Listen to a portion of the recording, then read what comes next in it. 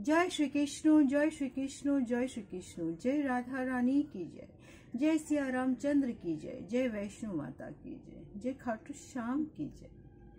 आज আমি শ্রীমদ্ ভাগবত গীতার সপ্তম অধ্যায় বিজ্ঞান যোগ শ্লোক 29 পাঠ করছি।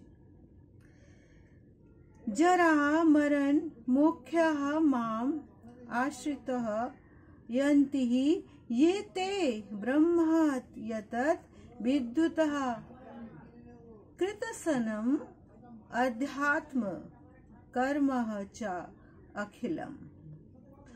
অনুবাদ, এখানে ঠাকুর বলছেন যে সমস্ত বুদ্ধিমান ব্যক্তি জরা ও মৃত্যু থেকে মুক্তি লাভের জন্য আমাকে আশ্রয় করে যত্ন করেন তারা প্রকৃতির পক্ষে ব্রহ্মভূত, কেননা তারা আধ্যাত্ম তত্ত্ব ও কর্মতত্ত্ব সবকিছু সম্পূর্ণরূপে অবগত। তাৎপর্য হচ্ছে এই কি ভগবান শ্রীকৃষ্ণ এখানে এটা বলতে চেয়েছেন কি মানুষ, যে মানুষ জন্ম মৃত্যু জড় ব্যাধি এই সব থেকেই তো মানুষরা আমরা সবাই তো আক্রান্ত হয়ে আছে এই শরীরটা, কিন্তু যে চিন্ময় দেহ, যাদের চিন্ময় দেহ থেকে যারা প্রভাবিত হয় না, চিন্ময় দেহ জন্ম মৃত্যু জড় ব্যাধি নেই, তাই কেউ যখন যার চিন্ময় দেহ ফিরে যায় তখন সে ভগবানের নিত্য পার্শ্বত্ব লাভ করে এবং ভগবানের নিত্য দেহ ফিরে যায়। তখন সে ভগবানের নিত্যবাস লাভ করে, তখন তার সেবায় যে নিযুক্ত হয়ে যায়, তখন সে ওটা হচ্ছে মুক্ত। অর্থাৎ শ্রীকৃষ্ণর নাম যখন আমরা এই শরীরে আছি,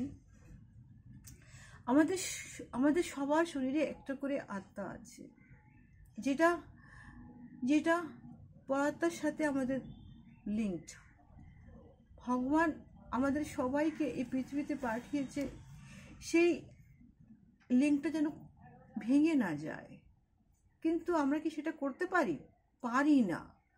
আমরা এই পৃথিবীতে এসে এই মোহ মায়া, এই আমি আমি আমি আমার সব কিছু, আমার এই আমার সেই, আমার বউ আমার বাচ্চা আমার সব কিছু, আমার বিষয় আমার সম্পত্তি, আমরা ভুলে যাই সেই 9টা মাস মায়ের গর্ভের সেই জ্বালা যন্ত্রণা আমরা ভুলেই যাই।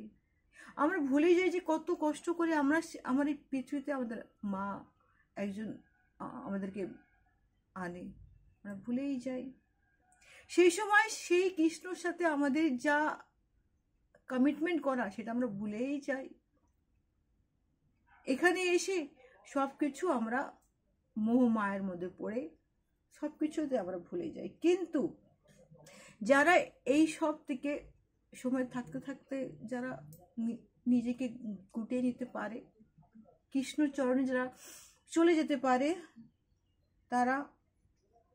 তাদের সত্যিকারেরই যথার্থ মুক্তি হওয়ার তারা সেই পথে তারা চলে যায়।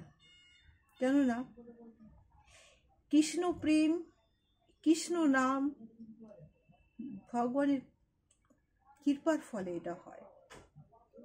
যারা কৃষ্ণ নাম করছে তারা এমনি করছে না, তারা ভগবানের দিবস সহচর্যে লাভ করার ফলেই তারা করছে। ভগবান তাদের ভিতরে তাদেরকে করাচ্ছে, সেই সে কৃষ্ণ লাভ করছে। জয় শ্রীকৃষ্ণ, জয় শ্রীকৃষ্ণ, জয় শ্রীকৃষ্ণ। শ্লোক 30।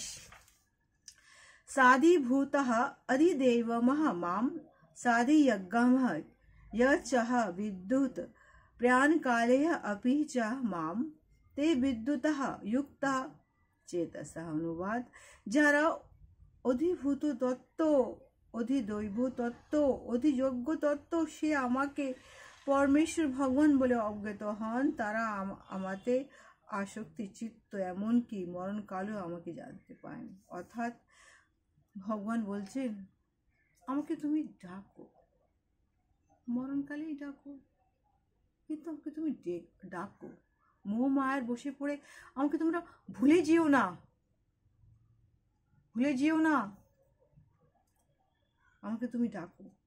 কেন কেন শেষমেশ তোমাকে আমার কাছেই আসতে হবে, আমি ছাড়া আর কোনো পন্থা নেই।